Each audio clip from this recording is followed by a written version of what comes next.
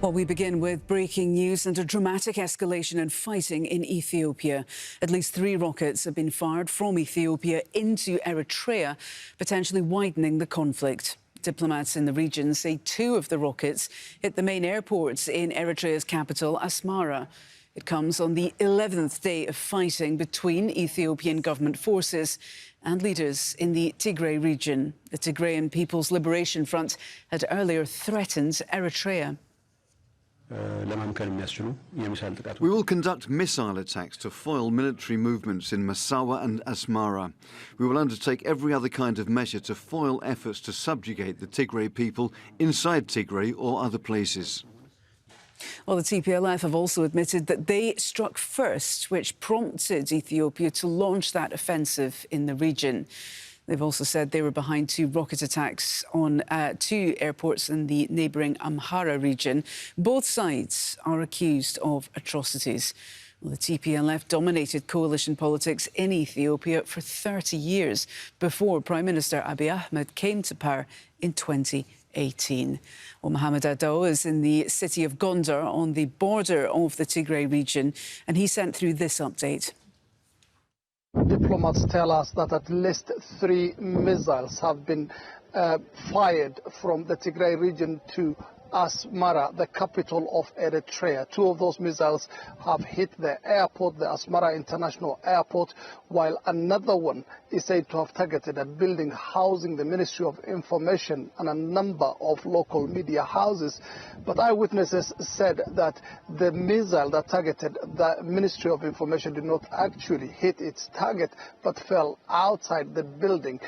We don't have any word on casualties, but what we know is that this is a huge escalation of the conflict that has so far been restricted to the borders of Ethiopia and particularly to the Tigray region. Now it has crossed international borders, and it is something that could bring in Eritrea into the conflict, and very quickly at that, because of the close friendship Prime Minister Abiy Ahmed of Ethiopia and Isaias Afwerki, the president of Eritrea, enjoy, and also the fact that the Tigrays have absolutely no relationship and have got a long history of animosity with not just Isaias Afwerki, the president of Eritrea, but Eritrea as a whole.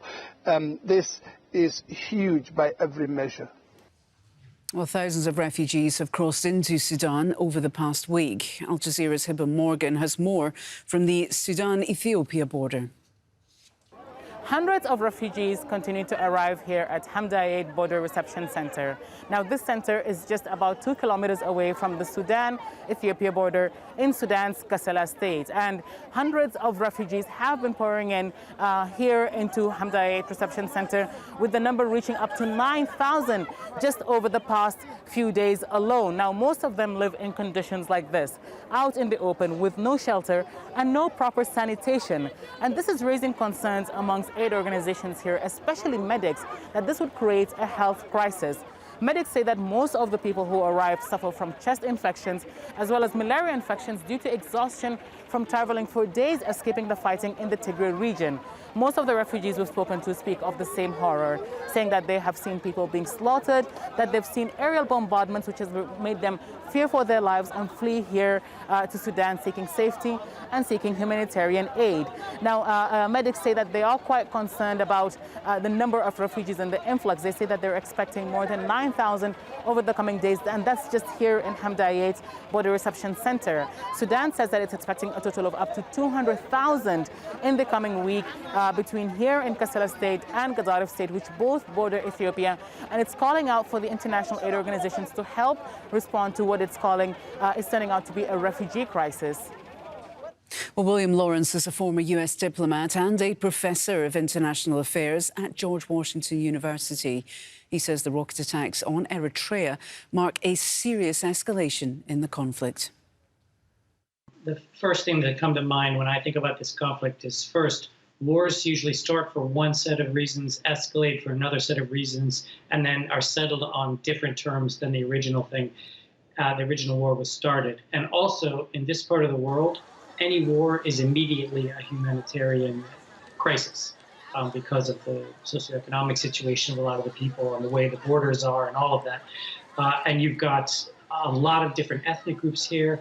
The fighting immediately affects Sudan, Eritrea, Ethiopia in sort of counterintuitive ways. In some cases, you've got Somalis there. You've got ethnic animosities, ethnic grievances. So almost anything, as soon as the killing starts and the atrocities start, can spread to other areas rather quickly if it isn't contained and de-escalated.